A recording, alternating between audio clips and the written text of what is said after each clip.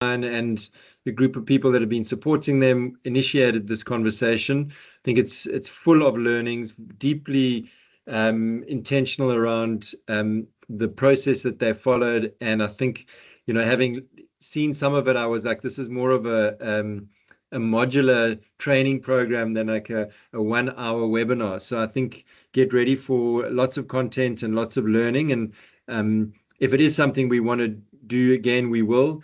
But a big thank you to the Shine as an organization, Marita for her leadership around it and openness to this process, and then to Katie, Kristen, and Carol Ann for being open to facilitate this session.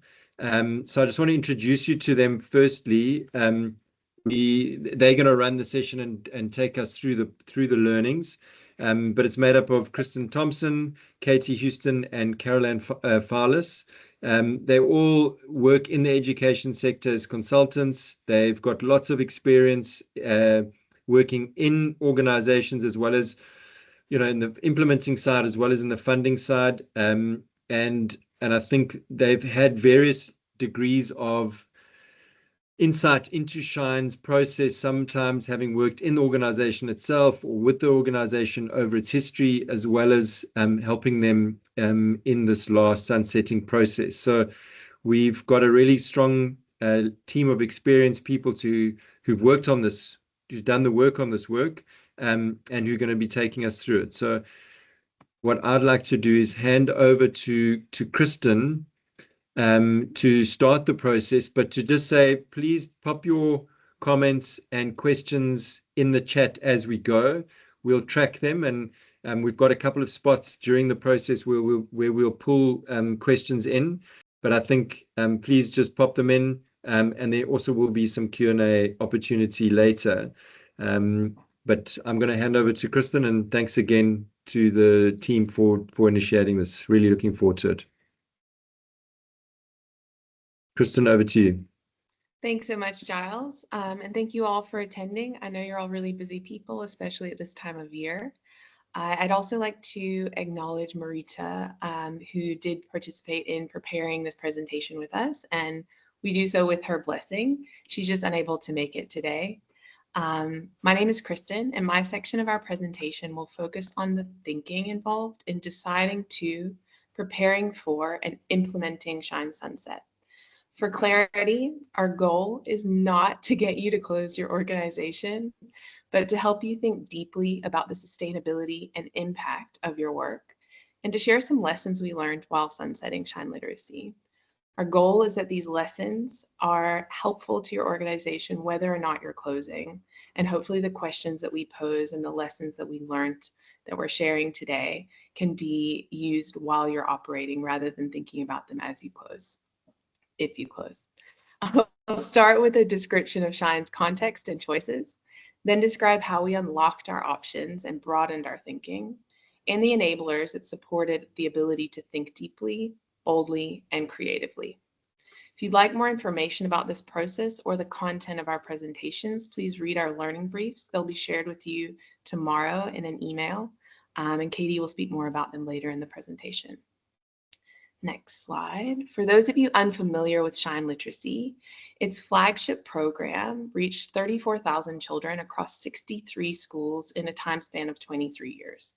It focused on helping struggling readers become confident and proficient readers in as little as 6 months. They worked primarily with volunteers and franchise partners to implement these programs. In early 2023, and you can see a few of the stats about Shine on this slide, but in the next slide, in early 2023, Shine, like many of us, was an organization in transition.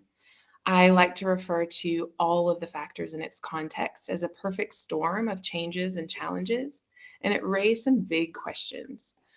In particular, COVID-19 had irreversibly changed working in schools, and for Shine, it changed the access of volunteers and the accessibility of volunteers in the schools.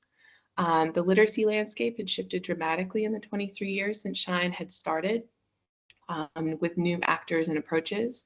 internal leadership shifts were impacting Shine. So Shine's founder, director, Marita, had declared her intention to retire.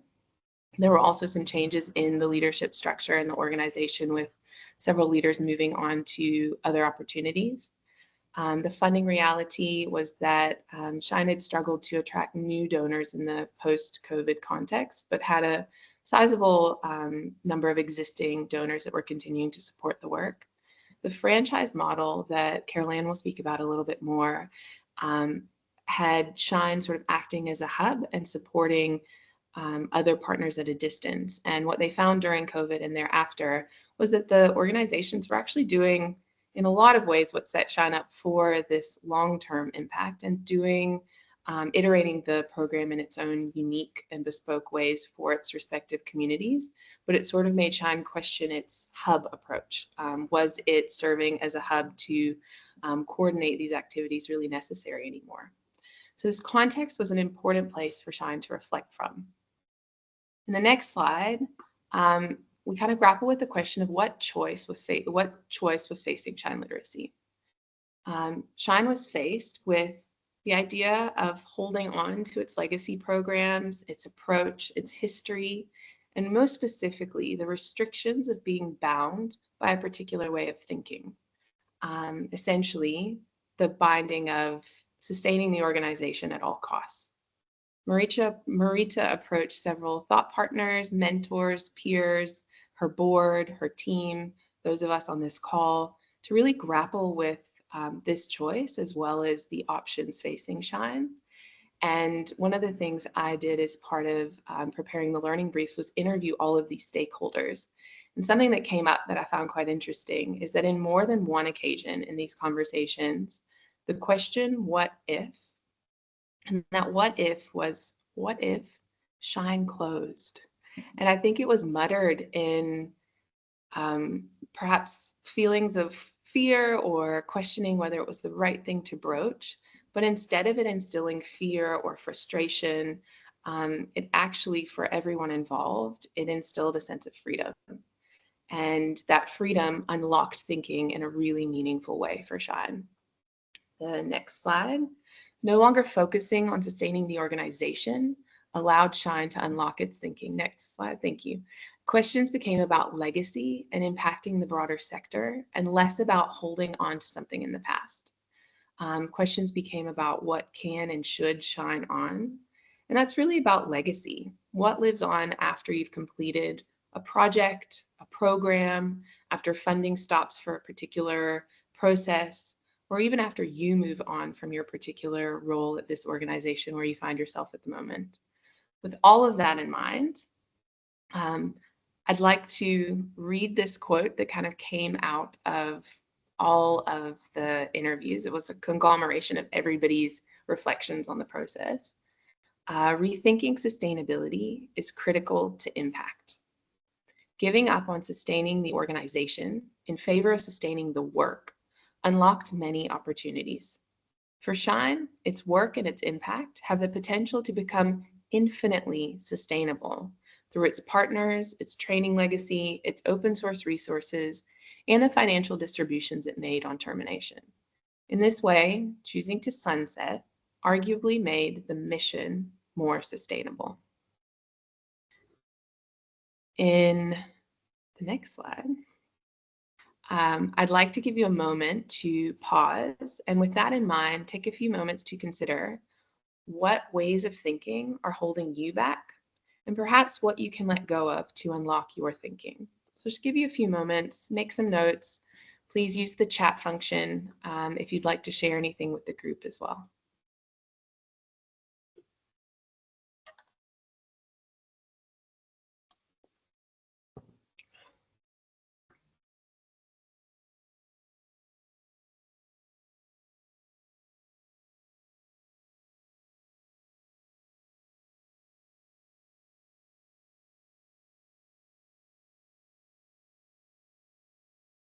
Fear of failure, that's a really important one. Thanks for sharing.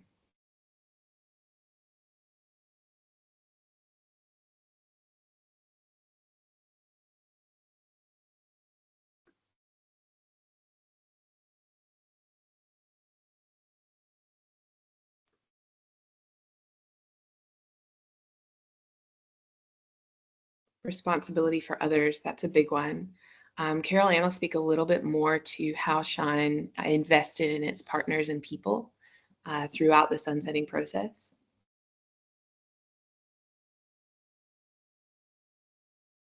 Short-term bottom line over long-term goals, really good. Fear of the unknown. These are all brilliant. Thank you all so much.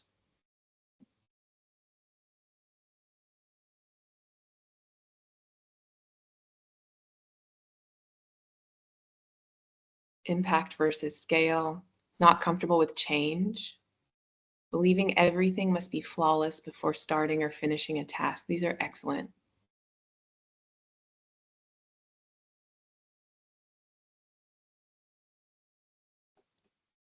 I'll encourage you to keep thinking through this and just put a pin in that question and keep coming back to it.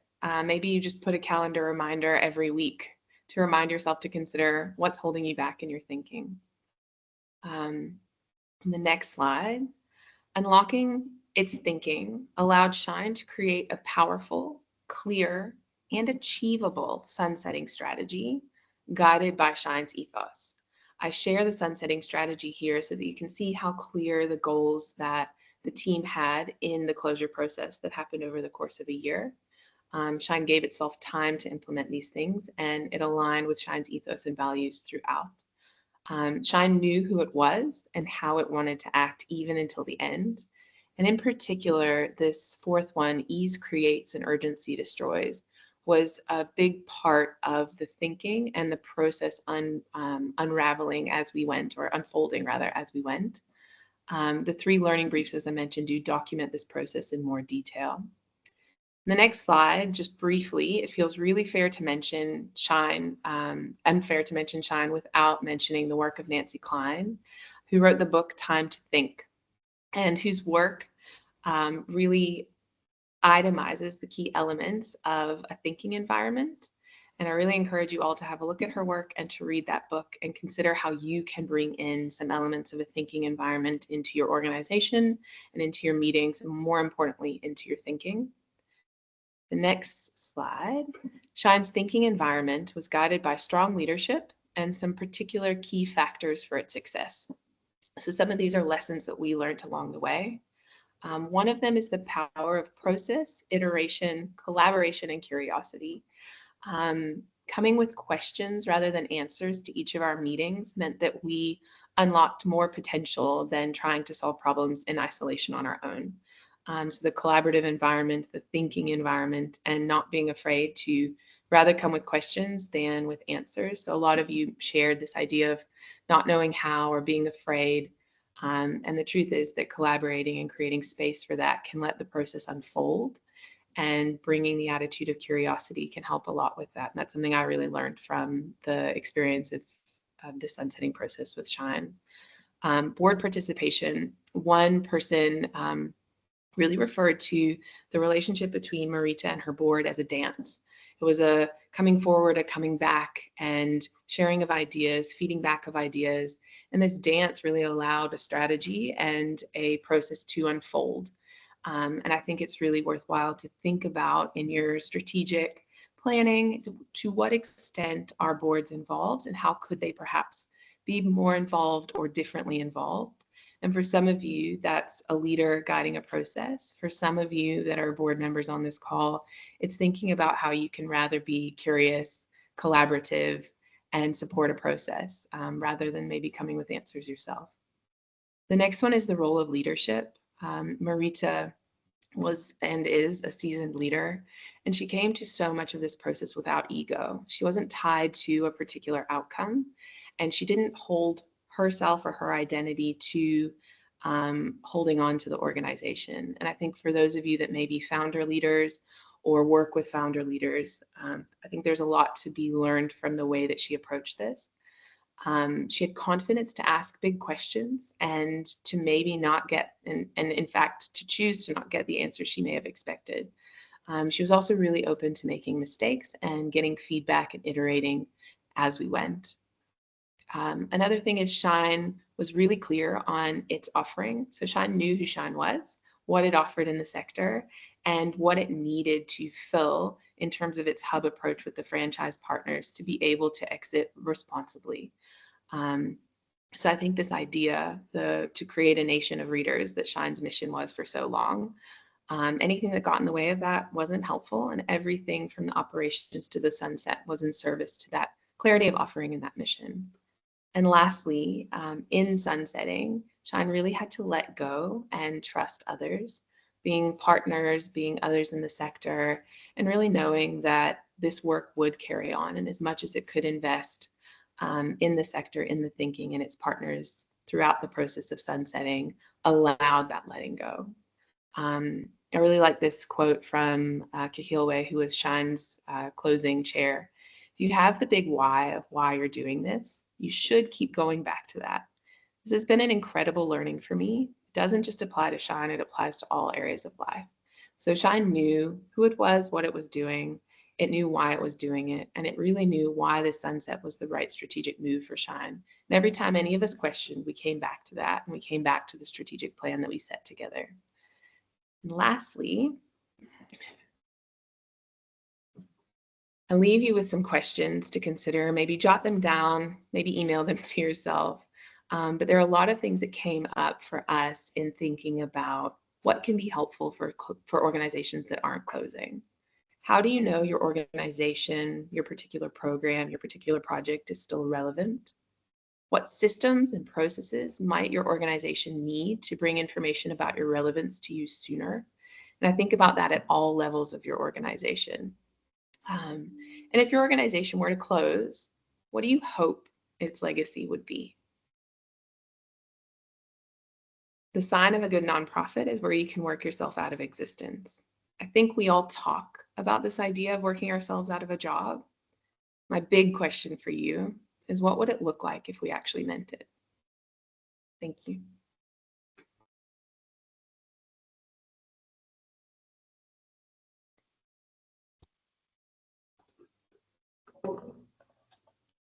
Thanks, Kristen. Great questions. Got me thinking for sure. I just want to double check. Who am I handing over to? Carol-Ann? That's right. Okay. Are we going to take any questions now, or we going to just move straight into the next session? I think if there are any burning questions now, I can take maybe one, but we do have quite a lot of time for engagement questions at the end. Yes, that's right. Okay, brilliant. Great. So I think you've set this up really well. Carol-Ann, can I hand over to you? Great. Yes, thanks, Giles. And yeah, thanks, Kristen, for really setting the scene extremely well. My name is Carol-Ann, and I'm going to talk a little bit about the central role of Shine's partnerships, both to its legacy as well as how Shine approached these partnerships during a time of significant change. I think one of the things that really struck us about Shine was just how important partnerships and partnering had been in the life of the organization. And what we observed is that these partnerships really carried Shine through a process of quite significant change. And the previous experience of working in partnership also informed how we approached a number of aspects of the sunsetting process. So, for example, it was really clear to us that sunsetting, it was a non-negotiable that sunsetting would not happen to partners, but with them. And so in order to work in that way, we needed time. We couldn't, Shine couldn't just close overnight. And so what we did is took a proposal to the board to make sure that there was sufficient time to do the closing in a way that really allowed partners to travel with us on that journey. So what I want to do is just share kind of 4 or 5 key things that stood out for us around collaboration and partnerships that Shine both did sort of in the life of its organization, in the life of its work, but also that came into the sunsetting process. So the first one I want to talk about, and this is kind of beyond just a sunsetting process, but is around collaboration. I think if collaboration is important to your organization, you really have to think about organizational models and forms that support collaboration. I think there's a lot of recognition in the sector that in order to have the kind of scale that we want to have, or deal with the complexity of issues that we're dealing with, we need partnerships, we need collaboration.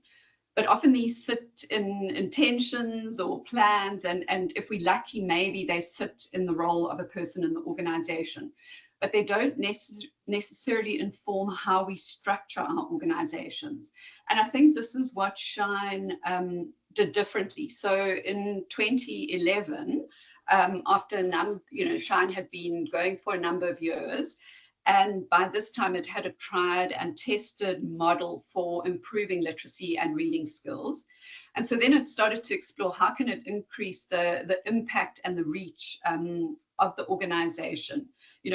The issue, the problem that was trying to solve hadn't gone away.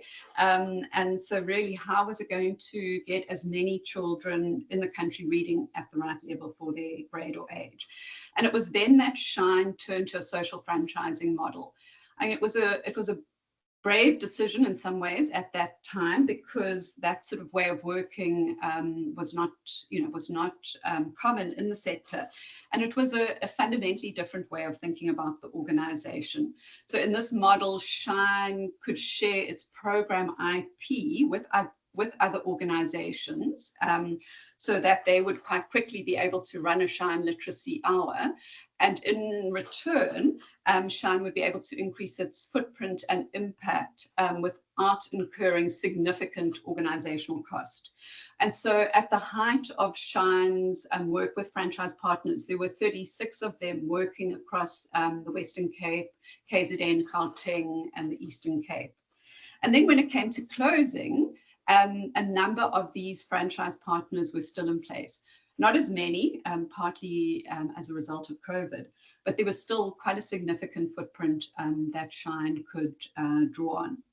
And so, that really got us, we were very lucky in a way that Shine had a social franchising model in place, because it did mean that we could sort of quite confidently ask what will continue after Shine closes, given these franchise models and these franchise partners in place.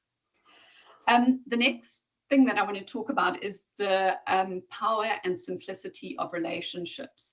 Quite often the formality of partnerships can take the sort of humanness out of the relationships. And I think this is what really stood out for us about what Shine did extremely well, is that it saw partnerships with its stakeholders as first and foremost about human relationships.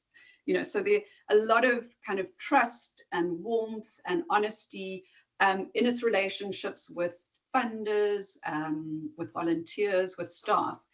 And this was something that I think Marita particularly led on. Marita is a relational type of leader, and so she role modeled this for others. And then, of course, it was very much embedded in the ethos and culture of the organization through those various principles that Kristen shared earlier. So that by the time it came to sunsetting, there were a number of mature relationships around Shine with funders, with staff and volunteers. And this meant that they could come to the quite hard conversations with an openness and a willingness to listen and bring ideas, because there was this kind of basis of trust. So there was resilience in these relationships, which I really think helped in the sunsetting process. The third thing that I think struck us in this process was really about when changes on the horizon, bring your partners along, and in particular communicate well and honestly about this. The issue of communication was something that we really gave particular attention to.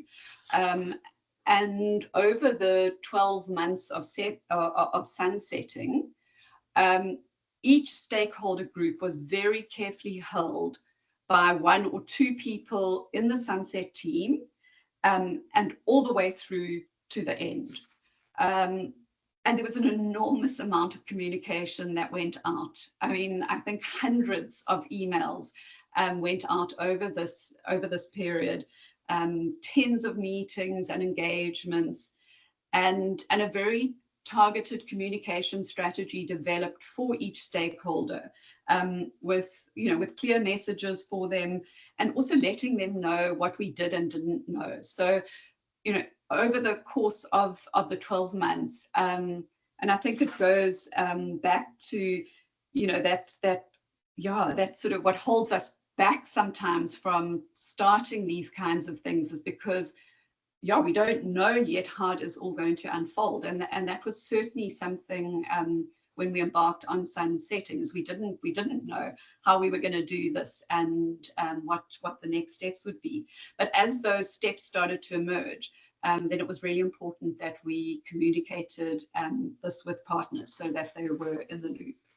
And I think what was important about this was that we didn't want to leave partners to make assumptions about what was happening. Shine really wanted to kind of take charge of this in a way that was honest and respectful and informative. And I think this was also something that Shine had done quite a lot of already, not just during the sunset process, but throughout its years of operation.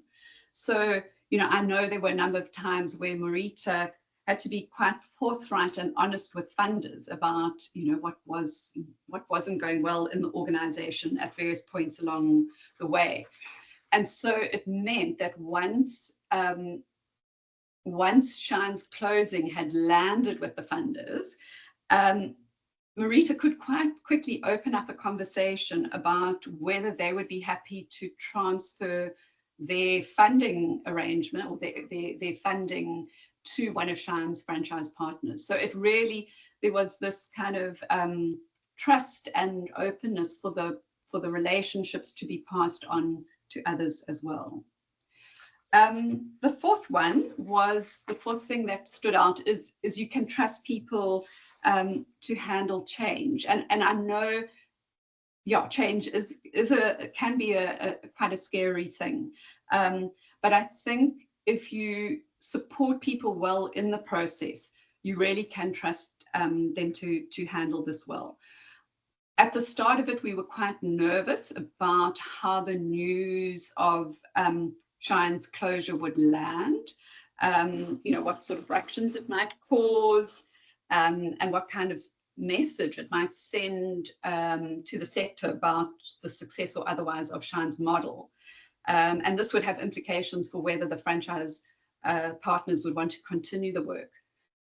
But this didn't happen. That didn't happen. And I think it was partly because of the clear and targeted communication, but also because we undertook a number of other processes specifically with the franchise partners.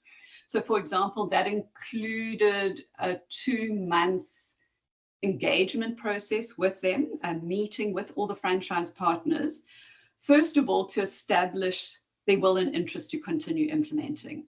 So, without that will to want to continue with the Shine model, we really weren't going to be able to see that kind of legacy continuing. And so a lot of time was spent working with franchise partners to first establish that, and then to find out if there was any additional support that they might need to be ready to stand on their own.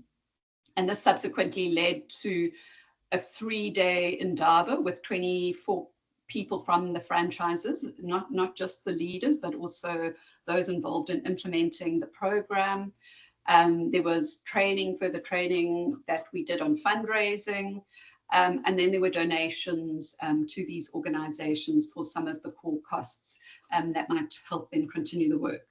I think what's important to say at this stage is that all 14 partners agreed to continue implementing the Shine Literacy Program. And they did this before they knew that there would be funding for this work, or whether they knew whether there would be funding and how much it would be. So there was this real kind of goodwill in many ways that existed. And of course, an appreciation of the impact of the Shine program. And then I think the last thing that I want to talk about with regard to collaboration and partnerships was just this question of, in your relationships and in your partnerships, are you moving people from dependence to independence and ultimately to interdependence? I think it was clear that if Shine's work was to have a chance of continuing without Shine, there had to be a strong sense of independence amongst its franchise partners. So they really needed to know and trust that they could do this work on their own. And then even better, that they were in some kind of relationship with one another, so that they would have the support of other partners once Shine had exited the stage. And I think what we, on the issue of independence, certainly in our 2-month engagement with the franchise partners, there was a sense that this was already present. I think Kristen sort of alluded to it, that many of these partners had adapted the model to some extent for their own context, and had a level of an independence. And this was partly because Shine had supported them in various ways over the years. And even those organizations that had been quite new when Shine went into the franchising arrangement, they were in a good enough position to receive and manage funds. They had a clear vision linked to literacy, and there were governance structures in place that gave them credibility and standing. And so then we were left with, okay, how do we really grow the interdependence? How do we build a community here that can really support each other? And the 3-day Indaba, I think, was quite a wonderful place for doing that, where all of these partners came together and really got to appreciate and see what each of them brought to this work. And I think for me, at the end of the Indaba, what really stood out is a comment by one of the participants who said, I know that we've been talking about sunset, but it really feels like a sunrise. And so this real sense of these franchise partners wanting to continue this work on their own and with each other. So thank you. Yeah. Great, thanks, Carol-Ann. Lots of information. I think, guys, just put your questions in the chats as we go. I'm going to hand over to Katie to take us through the next piece, and then we'll pick up some questions after that. So please put your questions in the chat, and we'll deal with them in a bit. Katie, over to you. Thanks, Giles. And thank you, Kristen and Carol-Ann, for sharing those pieces of the story so in such a great way for this last piece. I think what I have to share is quite practical and nuts and boltsy in a way. Again, using the Shine story to illustrate these lessons, but I'll be talking about how we document and share our resources as education organizations. And I actually really want to start with why that matters, because if we want to think differently about sustainability and impact, as Kristen challenged us to do, if we want to collaborate effectively with others in the sector and build capacity in the sector, as Carol-Ann told a bit of a story around, we really do need to make sure we're documenting and sharing what works and resources, and also what doesn't work, because otherwise we're just going to keep reinventing the wheel as a sector. I think I put this together because I think so in terms of what we've actually documented when we think about good practice in the education sector, the kind of stuff that is actually written up and on people's websites and clearly shared and, with clear licensing so people know what they can do with it. Can you adapt it? Can you share it with someone else, etc., is this tiny tip of the iceberg. And below the surface, there is an enormous amount of effective programs, excellent training materials, M&E data, lessons of experience. And it's often undocumented. It lives in someone's head. It lives in someone's email. They leave an organization and it dies with their departure. And a lot of stuff is also informally documented, maybe internal stuff, but we wouldn't ever share it publicly. It's not nice enough. And we often don't have a clear licensing, which I'll talk about a little bit more, that communicates to other people. So maybe someone shared this thing with me because we know each other, but can I share it with someone else when I see that it would help them? I'm not sure. It's all a bit tricky. And so I think it's often not because there's a lack of will to share and collaborate, or that our sector is lacking a spirit of generosity. I mean, working in this space for a long time, I've seen enormous amounts of collaboration and sharing, but there's these practical barriers that stand in the way. We don't have the money to write it up. We don't have time. We don't understand Creative Commons licenses, so we don't know what to do. So this often gets relegated to the back burner, the nice to have, the someday we'll do it bucket. But it is actually really, really important. And I think what I want to share today is a few of the things that Shine learned in the process of sunsetting about best practice in documenting and sharing resources. And the lessons are not specifically for sunsetting. And in fact, what we realized is the earlier in the process you think about how you want to document and share things, the better. If you can put a bit of money for doing that in your funding proposal up front, then maybe it becomes a lot easier to do down the line. But that said, it's never too late to start thinking about this. We did a lot of this work in our sunset.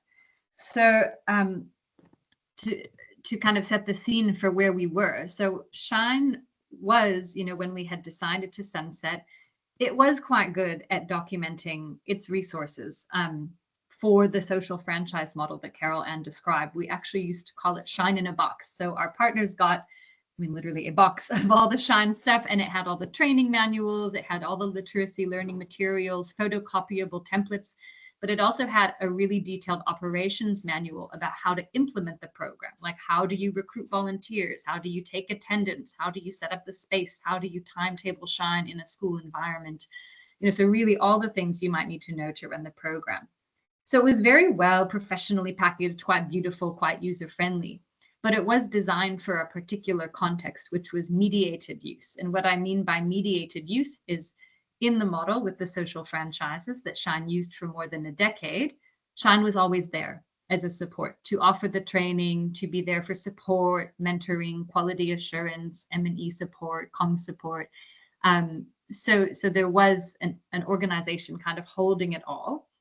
And when we decided to sunset, we had to think about how do we design for unmediated use in terms of we want the resources to be published and available on multiple platforms in the world so that anyone can use them, but we're not going to be there as the sort of backup to help people use them. And so what does that mean? And I think in your own organizations, you may only be thinking about mediated use, or you might want to think about unmediated use. And it's really about what makes sense for you. But a lot of this stuff is relevant either way. And I think where I actually want to start is saying that the first piece is intention. Well, actually, there are 6 things I'm going to talk about, so I'll get to the first one just now. But in terms of things that you need to think about if you want your resources to have greater reach and impact, the first is intention. There's licensing, copyright, your audience, unmediated use if this is what you're planning to do, and then having a good home for the resources. So I'm going to talk about each of these in turn today, using the Shine case study to illustrate. So the first one is, what do you want your resources to make possible? And I've phrased it that way intentionally because once you share your resources, once you make things open source, you put them on your website, you make them freely available, you are actually not in control. And I think it comes back to what Kristen said previously about letting go, and what Carol Ann said about trusting people to handle change, but also trusting people to innovate and to adapt and to build on your work. We had a little mini theory of change that we had to develop around open sourcing our materials. And at the end of the day, it's a little more detailed, but what it came down to is that people can and do use Shine's resources to help young children become confident readers. And that means that they need to be very user-friendly materials, but it also means that people need to be able to find them and know that they exist and know where to get them and what to do with them.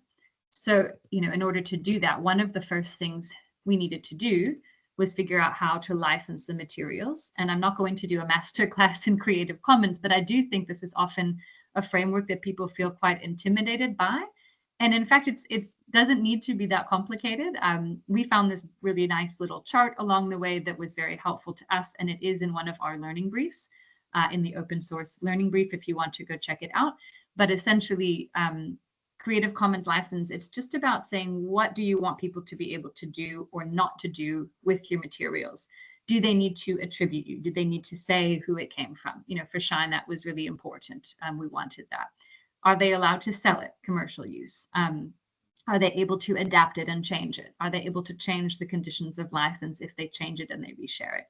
And I think another thing, there's not one right answer for which license to use as an organization, but I do think we found ourselves quite challenged to think differently about the risks and benefits of openness. And I think we can be tempted as organizations to be afraid to share.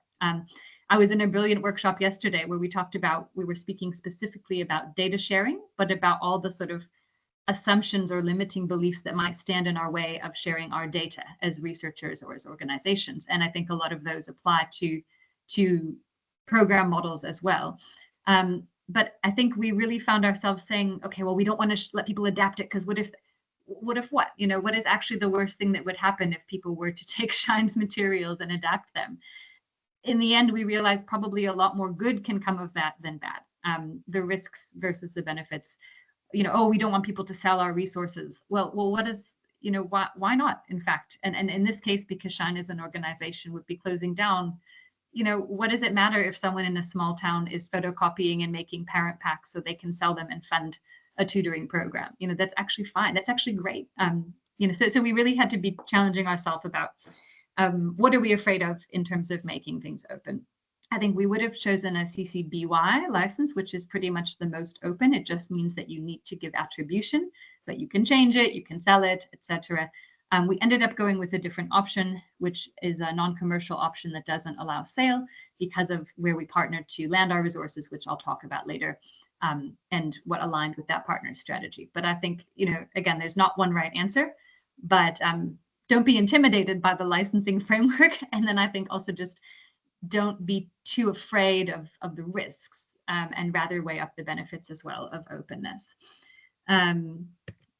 We ended up consulting with quite a few people with a lot of experience on this in the process, and these quotes really stood out to me.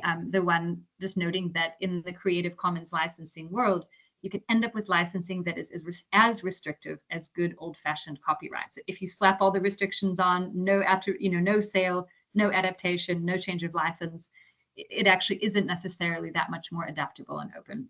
And then the idea that the more conditions you slap on your license, the user will think twice, because people don't understand it, they're afraid to do the wrong thing, and that ultimately creates fewer users or means people use your materials in less innovative ways. So just a bit of food for thought. And there are experts on this call, including Dorette, who I just see commented, who are really experienced in this stuff as well. A third point I wanted to emphasize, that it's so obvious once you realize it, but I hadn't thought about it until we embarked on this process, is that licensing is not the same as copyright. And what I mean by that is licensing is the rules about what you can and cannot do with the materials. Copyright is who owns the materials. So we figured out licensing, what are the rules we're going to attach, but we also had to figure out copyright. Now, in our instance, because we were sunsetting, we actually had to transfer the copyright because Shine isn't going to exist. But most of you won't need to worry about that. If you're still running as an organization, you can hold the copyright. You can have the copyright to your organization while having a very open Creative Commons license where people are still attributing you. But one really important thing we learned that is relevant, I think, to this group is you can only open license something that you own. And what I mean by that is it depends on who created the material and the conditions that were in their contracts. So when we consulted with copyright lawyers, we learned that if your staff members created the materials while they were working for the organization, then even if it's not explicit in their contract, the stuff should belong to the organization. But if a consultant created the materials who does not work for your organization full time or on a long-term contract, then it actually belongs to the creator unless the ownership was explicitly transferred to the organization as part of the contract. And the phrase is around transferring ownership. It's detailed more in the learning brief. So we ended up as Shine going back to some consultants who had made stuff 10 years ago because we couldn't find the contract or the contract didn't say quite the right thing, and figuring out how to manage that situation. But we can't actually open license something if we don't own the license. So just something to think about in your work, and to keep in mind that, holding ownership carefully and being explicit about it doesn't mean you can't be very open with your licensing. Moving forward, another key thing that I won't go into detail on today, but we did have to think about tailoring to your audience. So when we release these resources out into the world, who do we think is going to use them? Who are the most important audiences of everybody we could use? And we did a really cool persona workshop where we actually drilled down into imagining a specific person. So if we're saying a CBO program coordinator, it's Tembi, and she's 26 and she's been in the job for 6 months and she's super passionate, but she doesn't have a literacy background or whatever, but really thinking about an individual. And that really did help us think through design of our legacy site and other pieces. Another point is this question of moving from mediated to unmediated materials. So just a few of the best practice tips that we gathered from others and through our own process that we realized. It really helps to make things as simple as possible. Less is more. It's not about trying to lump in every single thing you could possibly share, but rather thinking about how to make things a little bit more simple.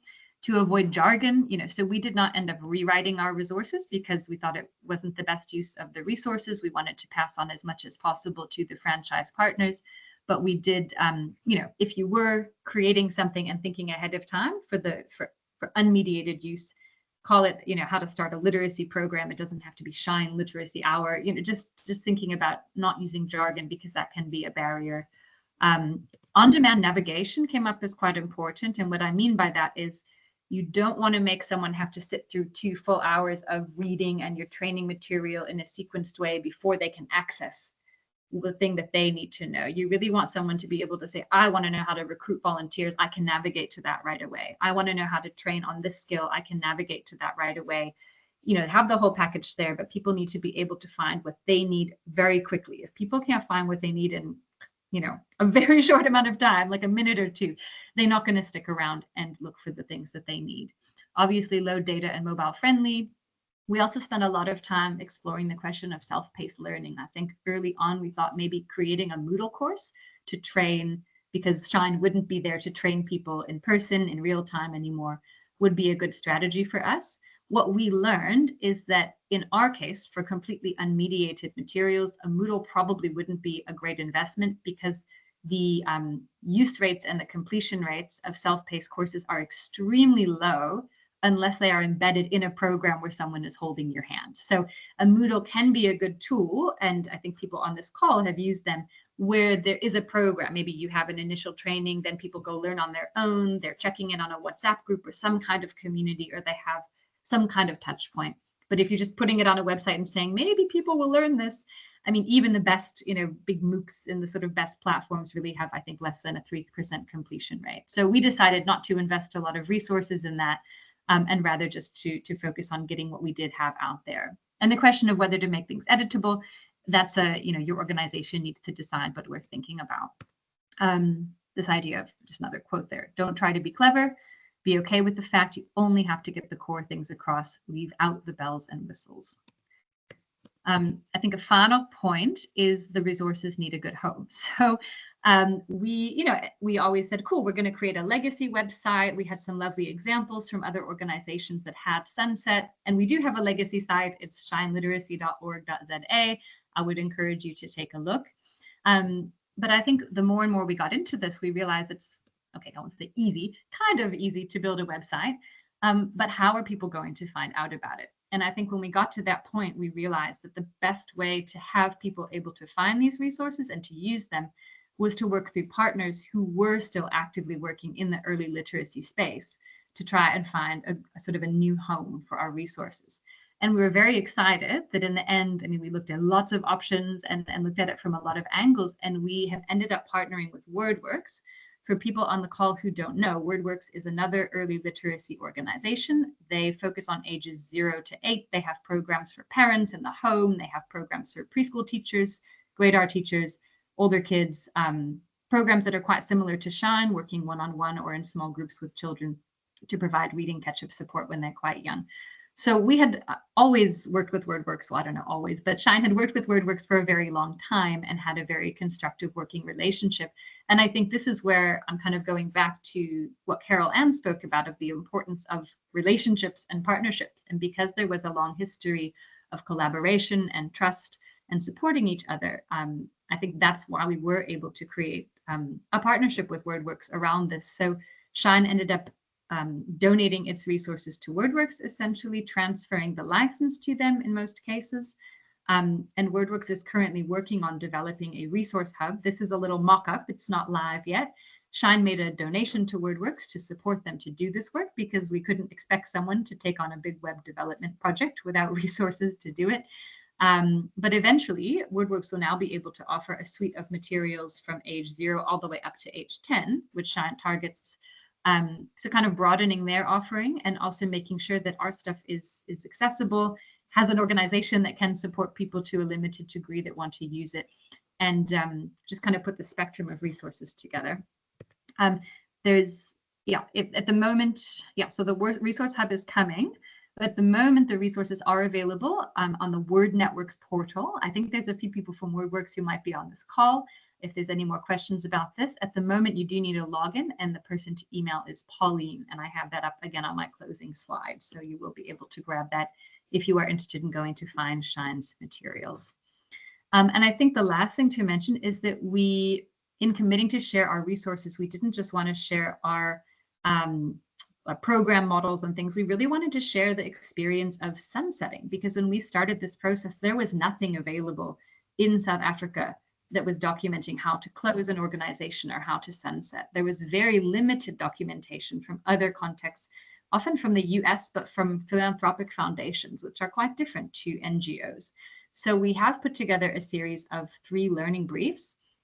One is a lot more about the nuts and bolts to think about, communication, legal stuff, etc. That's the first one, closing with intention and integrity. There's one about open sourcing and some of the things we learned. And then there's one reflecting a little bit more on the process and the factors that enabled this process and enabled us to do it successfully. And there's also some nice little toolkits in these learning briefs. There's like an open source toolkit where you can, 8 questions to ask and things to think about for your organization. There's a lovely sunsetting workbook, which is meant to be an aid for strategic planning, not specifically for closing down. So questions that can help you in strategic reflection, whether or not you're planning to sunset. So again, would encourage you guys to check these out on the website.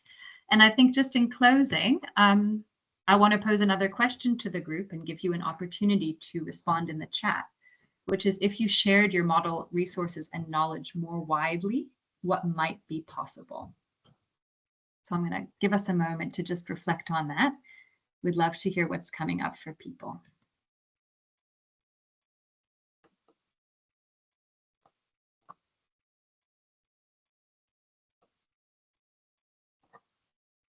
Oh, there's lots of questions coming in too. Very cool.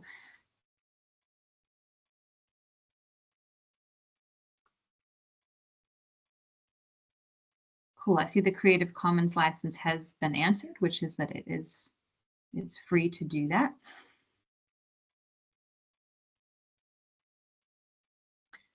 Yes, and I see Tony's asking if our materials are available online. They are by contacting WordWorks, and I'll put that contact information in the chat as well.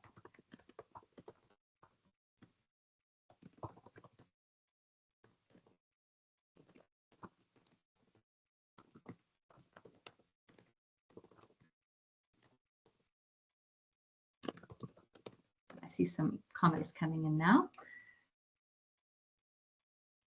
I also see a question before I come to the comments about literacy learning material in African languages. Shine's program is an English language program. A lot of the pedagogies could very easily be adapted to African languages if you're using African languages books, and we have a lot of partners who have done that among the franchisees. And WordWorks, where the materials are now hosted, does have literacy learning material in African languages. I see Kristen would probably respond to that first question when we get there. Okay, so what might sharing more widely make possible? Positive change at an exponential rate. Less duplication of effort, absolutely. Needing to refine the model because it's too onerous in its current form. I think that's a really real challenge. That question of trying to make things more simple and straightforward. Opportunities to improve via shared learning, broader empowerment. More children will be exposed to the culture of reading. Well, thank you so much. I think I'll allow more comments. Please feel free to keep adding them into the chat, but I'm going to hand back to Giles now. Thanks, Katie. Please keep putting your questions in the chat, everyone. But I thought maybe just while we're waiting for some questions, just some thoughts that I've had that I'd be interested to get your feedback on. The first one is, how's it gone in 2024 since handing over? Maybe just like a few sentences on the how the partners have done. Was anything unexpected? Has it been, what have the learnings been? And just give us a quick overview on that. I'm not sure who wants to answer that. I might want to ping this question. I don't know if Elnary is still on the call. Are you here, Elnary? Okay, cool. Well, I mean, we can respond to that. But hi, Elnary. I thought we might actually invite one of the franchise partners who is still running the Shine program this year to give a bit of feedback on that. Elnary, are you happy to reflect? Yeah, I'm happy. I just have to warn you that there's construction happening outside my office, so you might hear some banging. But yes, I mean, we've been in partnership with Shine. We were a franchisee since 2011, and we're still continuing. We run 8 of their. We have 8 literacy centers running.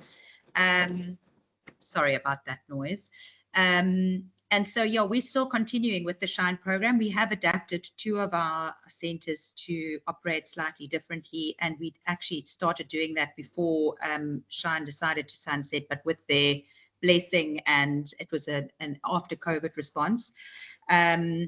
And we're actually opening a new center next year as well. So as far as continuing with the work, we're still doing that. And we're also still working with our other Shine partners, the people that we met from the Indaba, where it's not as frequent as it used to be, but we still have sort of a community of practice where we get together once a term to just chat through what's happening in the sector, learnings that we've had, and just sharing information. So yeah, we've been feeling, we've felt very supported throughout the entire journey and felt very much like we were included in it. Which made it all the more easier to continue with the work. Great, thanks. Yeah, I mean, I think that's helpful for the intention and work that went into prepping that we've just heard about. Has there been a loss, and what has that loss been? And has anybody stepped into that space? Or has anything shifted in your organization to step into holding more? Elnary, I don't know if that's a fair question to put you on the spot with, but it just speaks to what we've heard.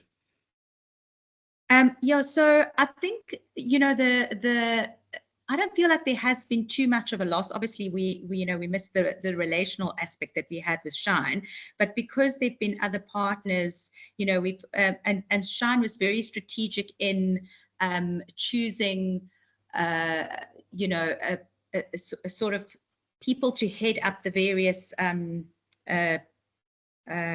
what would we say, like regions. Right. We have a partner in Gauteng, we have a partner in the Eastern Cape, ourselves in the Western Cape. And so we sort of hold the areas, and we're here to help with any, so I speak for myself in the Western Cape, if there are any other organizations that are running Shine programs that are needing help, or, then we are there to assist them. And that's been going, we're all on a WhatsApp group together and on email contact, so we can share learning and share resources and funding opportunities, etc.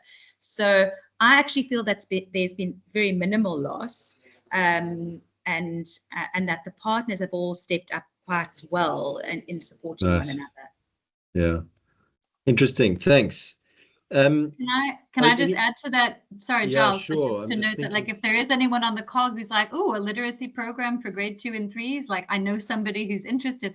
I think, Elnary, what you just mentioned, which is that there are still kind of lead organizations among the partners who are willing and happy to help new people who are interested in learning about the model. Just, if you get in touch with Giles after the call, or Lavdonia, we'll make sure that we get everybody in touch. Maybe we can share the details in the follow-up email. We'll check with you, Elnary.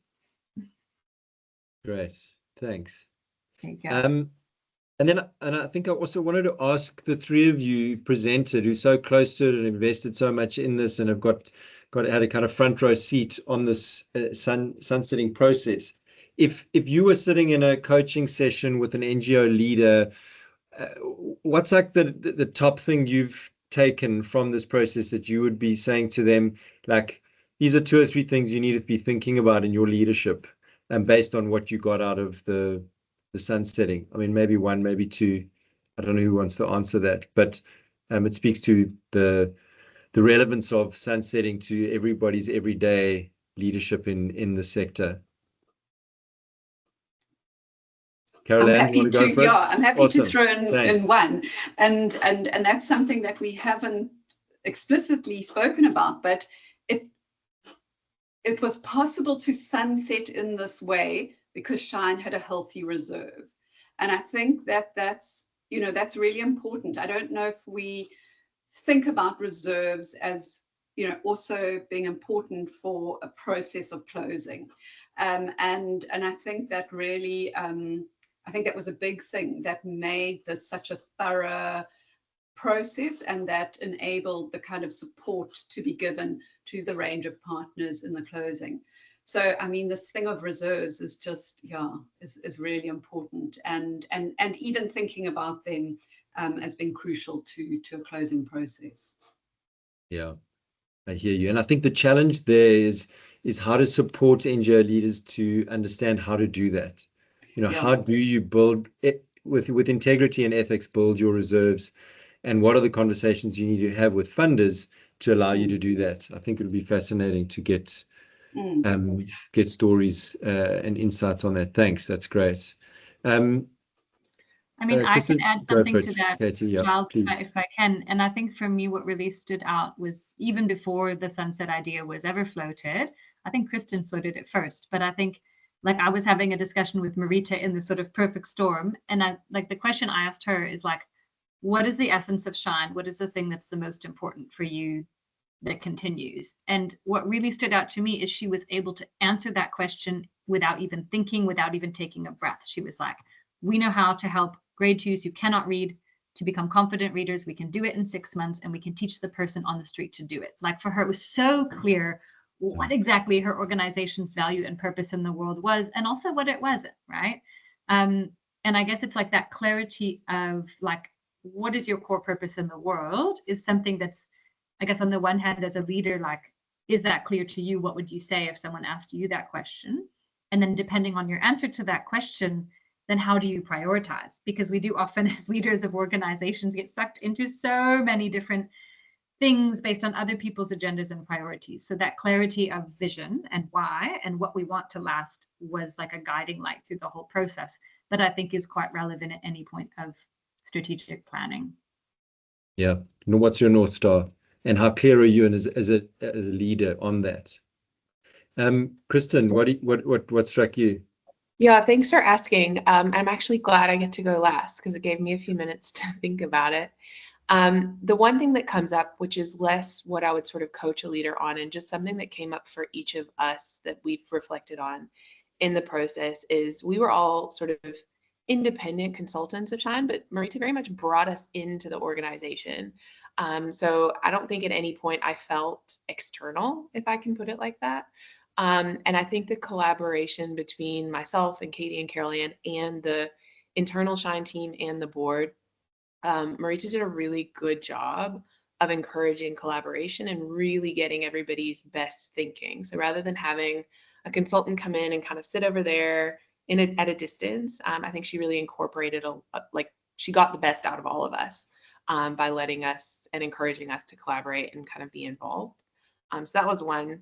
But the two things that I think I would really encourage leaders to work on and to think about, and this is really having learned a lot from Marita's example as a leader, is the first one is to be willing to have the tough conversations. I think that takes a lot of vulnerability and it takes a lot of courage. And it's what led to the decision to sunset. But in the communicating, Marita didn't tiptoe around what Shine was choosing to do. She called up funders, she called up partners, she engaged with the team, and she had individual conversations with each of those people and really explained the thinking, the process, invited them into thinking about the implementation. And it was, I remember, it was scary for her and it was hard for her. And so we worked on the phrasing, we worked on the messaging, and she dove right in and did it. And I remember as she sent the emails to people that didn't get the face-to-face conversations, she actually went on a silent retreat for 3 days. Turned off her computer, turned off her phone, and just trusted that we had communicated up until that point as clearly as we could. And kind of was the beginning, I think, of her letting go. So there was something in there for me about just the bravery and leadership. And the second one, I spoke about it briefly in my presentation, but is to make space for thinking. And to let that not be a once a year thing, but to let it be part of the culture of the organization. Because I really think that came through in terms of working with Shine, is intentionally making space, giving time, so not interrupting people, all that thinking environment stuff. And I think there are very practical ways of incorporating that into organizations. And I would encourage all of you to go and pick up a copy of Nancy Klein's book, or just read the summary of the 10 components of a thinking environment and start thinking about ways to incorporate those as just day-to-day operations. Thanks. I think those are it for me. Those are great. Those are great. I mean, what really strikes me in listening to this sort of case study essentially is this question of survival versus letting go, kind of scarcity versus abundance mindset that I've experienced as a leader in running an NGO. It's like, you know, where's the next rand coming from to make sure I can meet budget? Like, are we going to have funding for next year? You know, what do I need to put in this report to make funder happy? Versus like, if this fails, it's actually okay. Like I'm driven by my mindset, my mission versus survival, and I think it's a fine balance, because, you know, Carol Ann, your comment I think is like critical, but it speaks to like we need reserves to survive. You know, to get reserves, you've got to be really astute. You've got to be on top of your financial management. You've got to be on top of how you negotiate contracts. So it's this fine line as a leader of managing that dance.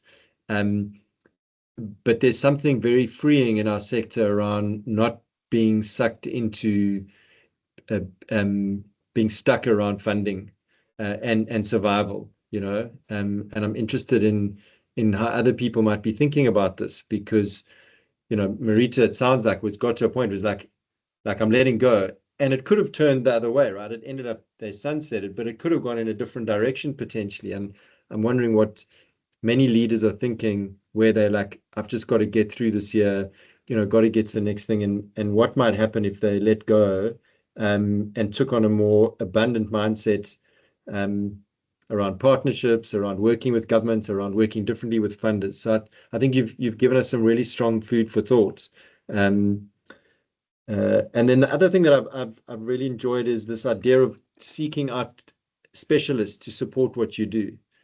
You know, I think we often get stuck in, well, we've got to figure it out ourselves, when there are actually people out there that can help us. Obviously, that requires resources, but there are ways of doing it in our sector. I think there's a lot more talent and resources available now than there were a few years ago. So are there any questions that have come up in the chat? Sorry, I haven't been tracking that in the last few minutes.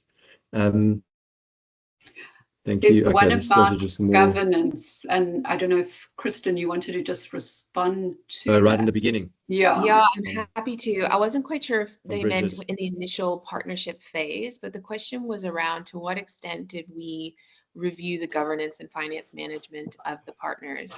One thing I can say, because I was quite involved in it, is Shine had these sizable reserves which were invested into this process, but a massive amount of money was invested into partners and the sector at large. And so what we had to do was dive into Shine's trust deed, which governed its operations, but also had clauses about what happens if the Shine trust closes. So some of you have an MOI, some of you have a trust deed. Shine had a trust deed, and we had to identify what can Shine do. So what could we do on closure, and how could we distribute resources? And then we grappled with the question of what should we do, and ultimately, the organizations that Shine distributed its funds to needed to be similarly registered to Shine. So they needed to be NPOs and they needed to be PBOs under SARS. And so we had to get documentation to prove all of that, because when Shine went to close the trust at the master's office, we had to give proof that everything was distributed to organizations that were similarly registered, and also organizations with similar objectives to Shine. So we needed all of the MOIs or trustees or whatever of the organizations that received funds. So it was quite a rigorous due diligence process to be able to distribute these funds and to make that investment into the sector and the partners to carry on. I pulled up the slide that we shared with Shine's board, but the underlying sort of mission and theory of change around the distribution was that we create a process that is responsible, fair, and efficient, that distributes funds to like-minded organizations who are aligned with Shine's values, mission, and vision, so that the organizations can continue to make a sustainable impact in literacy. So all of that really guided the decision-making around those distributions. I hope that answers your questions. We got lots and lots of documents, and the masters got a massive file. We also sought legal expertise on this. Anna Vallanos, who is a NPO specialist lawyer, helped us with the sort of deregistration process and filing officially to the NPO directorate, to the master's office. We had accountants help us with closing with SARS and so on, just to really make sure that we did everything tidily and adhering to all governance requirements.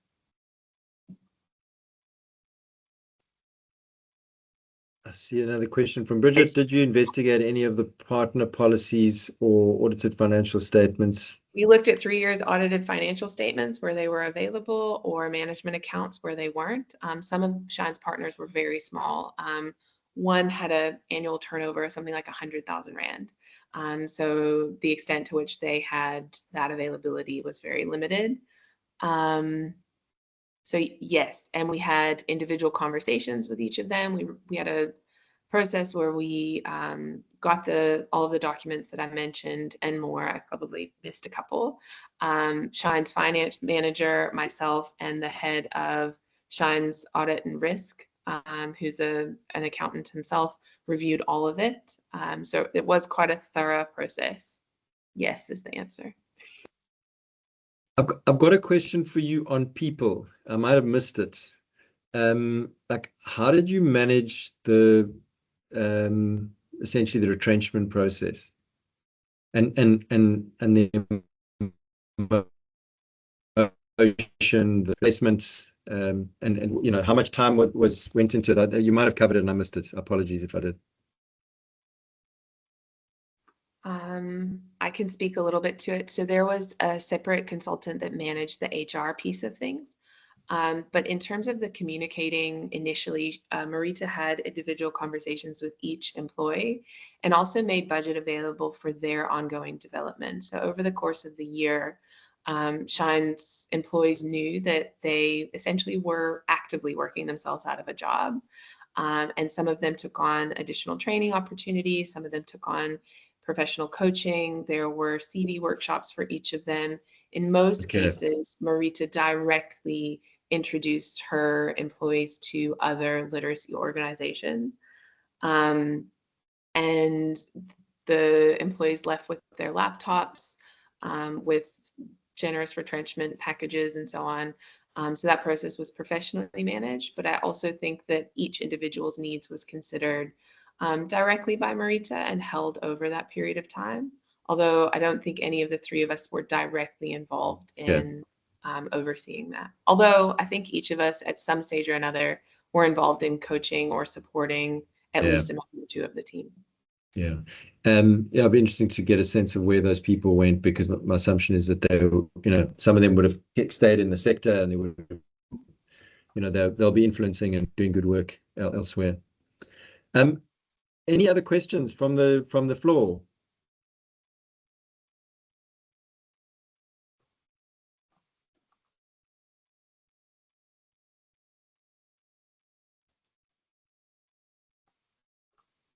Okay. Cool, Giles. Yes. If we don't have more questions, can I just end with a question for people to think about, flip it back to people who have come. Yes. Is that okay? Just before you do, that's absolutely fine. I think before you do that, is there anything you need to share around next steps around, if this other people can find it, we'll share the presentation and make sure people can access. Is there anything else that would be helpful for people to get in terms of resources and next steps?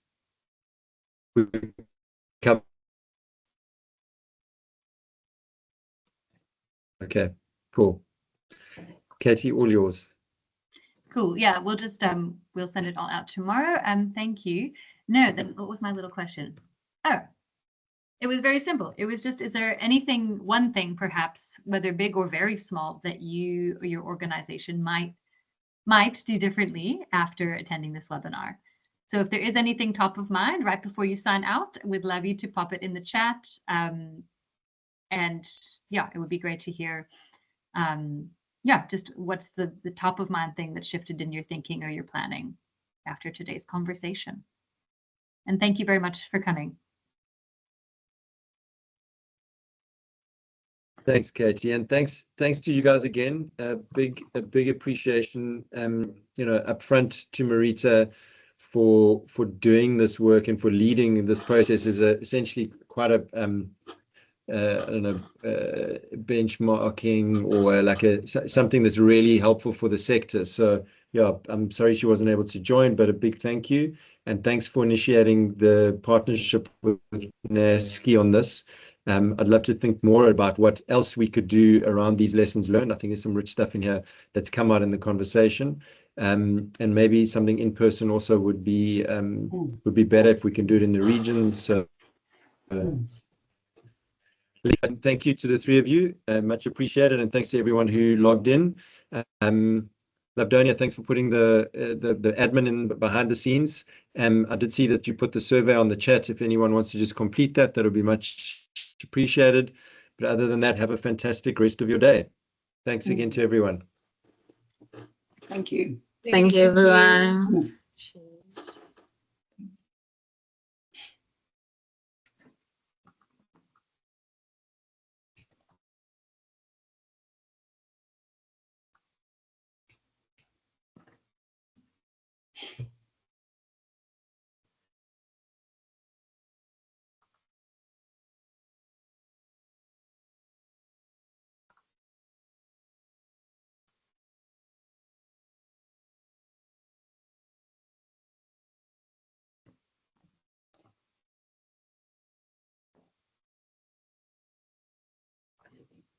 Thanks, guys. Well done.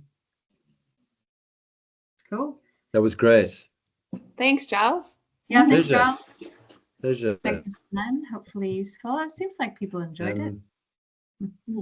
I think so. I sent a couple of those comments to Marita on WhatsApp already. She's Or quite so did proud. I. Oh, great. Well done. Thank you.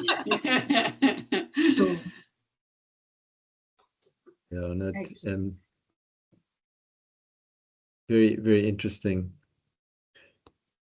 What was the other question I had? What was the timelines on the? I think you showed in the beginning from decision to closure, It's pretty much a or year like from even just the start, March even just the start of that 2023 to conversation. Was it 2 years? It was pretty much a year from March 2023 to March 2024. Okay, so you got Yeah, through. we did.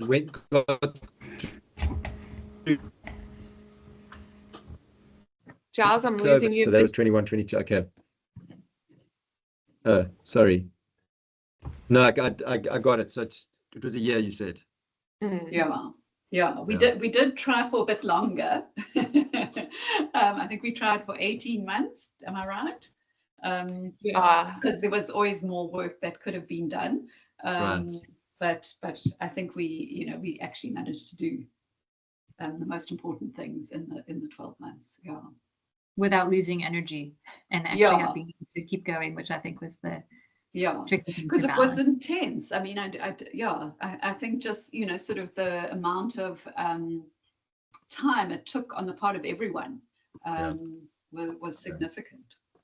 Yeah. No, I think that budget thing is key, because I was part of the bridge journey, just as a we kind of played that WordWorks role, where we've hosted the content, but they didn't have a budget. They had some, but it was very limited, and it was tough. It was really it was a much more difficult process, and I think the sunsetting was it was different. I mean, I just think this thing of actually, and maybe this might be of interest to some of the NASCI members, but models like the Ditikeni model, where a number of NGOs got together a while back to set up a kind of investment vehicle for themselves, so that, and they started off with fairly modest funds, and then that's grown significantly over the time, and it's unspecified funding. You can use it for unallocated. So, I mean, like strength and unity around a financial model. Interesting. I really to think build we should see reserves. more of Wow. that. I think it's also worth mentioning that early on in the process, when Marita communicated with some of the funders, they were in the process of deciding about funding for Shine for its final year. And in most cases, they agreed to give additional funding, either to support the process or to say, we're going to give you this money anyway. We trust that you're going to do good things with it. So I think that's something to be learned as well, is just being really honest with your funders. Because it didn't turn out to be a bad thing in any case. No, it's fascinating. And I think there's a model here for more honest engagement around NGOs, like moving and like joining other NGOs. So like almost, I didn't bring it into the conversation, but it's like Shine could have easily said, like, let's consolidate like four organizations into one. That could have been like something that may have been I actually considered. considered that in 2022, and it didn't come to fruition. So that was sort of on the back of that consideration as well. It is that thing of NGOs have been in such a sort of such a survival kind of mode, and it doesn't allow that kind of lifting your head up to look at. And funders I think would be very open to that, to say, okay, you guys are coming together. How do you and they might even facilitate those kinds of partnership, because it would be on a governance level. It would be, and I think that that it would unlock so much more freedom, because I was just thinking the power dynamic must have been fascinating for Marita to be like, go to funders and say, like, we're done, and like see the panic in their face versus it's always the other way around, we like cap in hand, where she's like, no, we've done what we needed to do. It's quite an empowering place to speak from. And how do NGOs step into that more without having to let go, without having to say like we're giving up. I mean, not that Exactly. she was giving up, but she's Yeah. moving on, Yeah. and that we've done what we needed to do. It's a very empowering place, and I think speaks to the transaction of NGOs in our sector. Like we this kind of non-profit space like allows for quite a bit of abuse, I think, and self-inflicted often. Yeah. I mean, I think that's a really good speaking point. for myself. Well, it's a really good point, right? Yeah. It's that scarcity versus abundance mindset. And I think it's important for organizations to remember they really have something to offer. That's why they're getting funding, right? Yeah. If the funders could do that work themselves, they would, and they're rather investing in an organization who can do it better. Yeah. And being more assertive with funders about what they want and what funders need to do, as opposed to saying, no, it's fine, we'll do this and we'll do that, we'll do this, and it's like saying, no, we're only doing this. Yeah, I think it was a real kind of boundary moment, like this is it. We're putting a stake in the ground here. We're not just saying, yes, we're going to keep going, we're going to keep trying, we're going to keep, it's like, okay. Yeah. Yeah. And owning that space of what the mission is and why we think that. Because we know. I mean, I was having a conversation yesterday with one of the I was at the same session that Katie was at.